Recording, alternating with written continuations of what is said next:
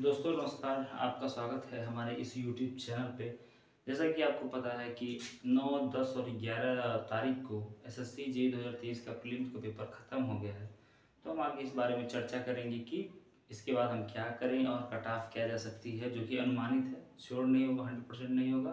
दूसरी बात है, फिर हम ये देख लेते हैं प्रीवियस ईयर कट ऑफ क्या रहा है, वैकेंसीज पे कितने कैंडिडेट बुलाए गए हैं।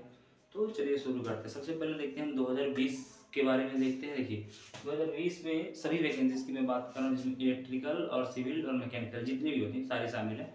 देखिए 2020 में हमारे पास 800 वैकेंसीज थी। प्रीलिम्स क्वालिफाइड हुए 5,651 लोग। और ये आप देखिए कितने गुण हैं, 7.06। अभी जो दो चार 10 दिन पहले सीजीएल का रिजल्ट आया, जिसमें इसी बात को लेकर बवाल घट गया कि सिर्फ उसमें 8 गुने कैंडिडेट ही बुलाया गया। जबकि एसएससी को कम से कम मैं ये मानता हूँ कि एक निर्धारित करना चाहिए कि आप कम से कम 10 गुने कैंडिडेट बुलाएं मेंस परीक्षा के लिए। चलिए फिर अब ये हो गया।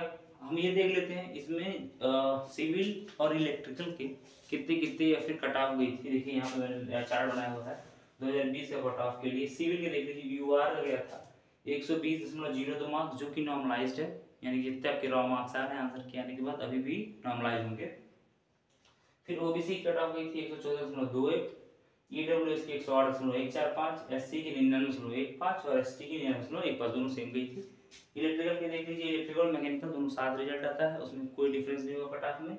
तो अनरिजर्व की 141.59, ओबीसी की 147.46, जो कि मैं मानता हूँ काफी ठीक ठाक हाईएस्ट गई थी, ज्यादा ऊपर चली गई थी। ईडब्ल्यूएस की 131.23, एससी की 130.23, एसटी की 115.34 कट ऑफ गई थी। अब ये हो गया 2020 की बात, जो कि एग्जाम 2021 में होता। हम देखते हैं 2022 का। देखिए 2022 में जो कि सबसे ज्यादा पिछले 10-12 साल की सबसे ज्यादा हाईएस्ट वैकेंसीज आई थी, और उस दौरान आपका जो वैकेंसी थी 2798 थी। पहले सीडब्ल्यूसी था, हटा लिया गया, तो 2798 लगभग था। अब प्रीलिम्स क्वालिफाइड हुए 20,138 बच्चे, और टाइम्स कितने हुए, ये 7.19 टाइम हुआ, जो कि काफी कम है, इवन 8 गुने से भी कम है। तो एसएससी इस बात को क्लियर करे। अब मैं चाहता हूँ एसएससी कम से कम 10 गुने कैंडिडेट। देखिए अभी सीजीएल का रिजल्ट आया तो कुछ बच्चों ने वहाँ पे कुछ बच्चे वहाँ पे पहुंचे, वहाँ के उनके हेडक्वार्टर पे। तो देखिए एसएससी कम से कम निर्णय लें कि मेंस परीक्षा कोई भी मेंस हो, 10 गुना या 15 गुना बच्चों को बुलाए, और वो नोटिफिकेशन में प्रॉपर मेंशन करें कि हम इतने गुना ही बुलाएंगे। अदरवाइज 7 गुना यहाँ पे कम यहाँ पे ज्यादा करने कोई मतलब नहीं है। देखिए 2022 में ये प्रीलिम्स कट ऑफ है। देखिए सिविल के लिए रिजर्व कैटेगरी में अगर आप क्वालिफाई करना चाहते हैं तो 110 नंबर लाने थे लगभग, ओबीसी में 107, ईडब्ल्यूएस में 89, एससी में 86, एसटी में भी 66.32, लगभग सेम था यहाँ पे। इलेक्ट्रिकल मैकेनिकल का एक साथ आता है तो अनरिजर्व के लिए 123.45, ओबीसी का 123.32, ईडब्ल्यूएस का 110.39, और एससी एसटी के कट ऑफ काफी नीचे है लगभग। तो ये ठीक ठाक कट ऑफ थी। मुझे जहाँ तक मुझे लगता है कि 123 के आसपास ठीक ठाक है, सब बच्चे स्कोर कर सकते हैं। अब बात कर लेते हैं इस ईयर की। देखिए इस ईयर की बात करें, पिछली ईयर में ये हुआ था कि जीके का जो क्वेश्चंस थे या फिर स्टैंडर्ड था वो काफ़ी ठीक ठाक था, सभी लोग कर रहे थे। लेकिन अब की वजह से मैंने पेपर भी देखा है और बच्चों ने बताया कि जीके का लेवल बहुत ज़्यादा हाई उन्होंने उठाया। तो अगर आप 15 क्वेश्चन का एवरेज लेके चलो तो जो कि काफ़ी कम हो जाएगा बच्चों के लिए, तो ये आप मान सकते हैं कट ऑफ तो लो रहेगी रहेगी, लेकिन इतनी भी लो नहीं रहेगी कि आपको एकदम से मतलब 100 पे आ जाए, ऐसा बिल्कुल नहीं रहेगा। जैसा अनुमानित था कि 140 प्लस जा सकती है, क्योंकि वैकेंसीज थोड़ी कम है, 1324 है।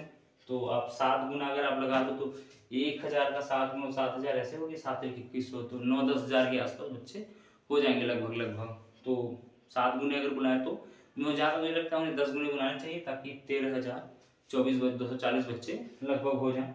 तो ये प्रीलिम्स कितने क्वालिफाइंग कट ऑफ क्या रहेगी। देखिए मेरे हिसाब से जो कट ऑफ है आपकी वो लगभग मुझे लगता है कि जीयूआर की जो कट ऑफ अगर मैं बता दूं तो लगभग ये हो सकता है कि 125 के आसपास रहे, क्योंकि क्या है कि पेपर का लेवल बड़ा टफ आया था, ठीक ठाक आया था। ये मैं इलेक्ट्रिकल के लिए बता रहा हूँ, कट ऑफ 125 प्लस के आसपास, मतलब कम भी हो सकती है थोड़ी ज़्यादा भी हो सकती है, क्योंकि जी का पेपर बहुत टफ आया था। रीजनिंग भी थोड़ी ठीक ठाक लेंदी थी, और टेक्निकल भी बड़े अच्छे क्वेश्चंस थे। कुछ लोग कह रहे हैं मैकेनिकल का टेक्निकल थोड़ा लो आया था, देखेंगे बाद में जैसे उसके बारे में क्या करती है, बट मुझे लगता है इसके आसपास है। और ये बात ये भी है, अगर आप 125 के आसपास हैं तो आप अपने मेंस की तैयारी कर दीजिए, क्योंकि देखिए मेंस जब आपका होगा तो ऐसा तो है नहीं कि आपके आउट ऑफ सिलेबस जा रहा है, कोई नया सब्जेक्ट वो पूछ रहे हैं, सब कुछ भी नहीं है।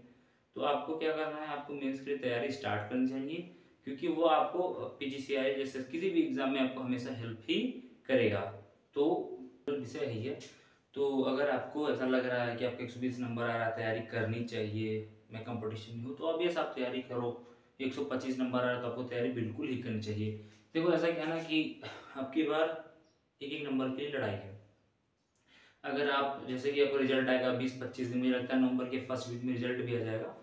तो अगर आपके पास 20-25 दिन बचे रहेंगे, फिर आप सोचेंगे कि तैयारी करें, अगर उसमें भी तैयारी अच्छे से नहीं हो पाई, कुछ मार्क्स छूट जाएंगे, कम हो जाएंगे, तो पता है आपको कि लड़ाई है। अगर आप 20 दिन पहले तैयारी करना अपना स्टार्ट करेंगे तो कहीं ना कहीं मार्क्स बिल्कुल कम आएंगे, वो सब्जेक्ट छूट जाएंगे, इलेक्ट्रॉनिक्स छूट जाएगा और जितने भी सब्जेक्ट छोटे मोटे वो सारे छूट जाएंगे। आप कंप्रिहेंसिवली एवरी सब्जेक्ट कवर नहीं कर सकते।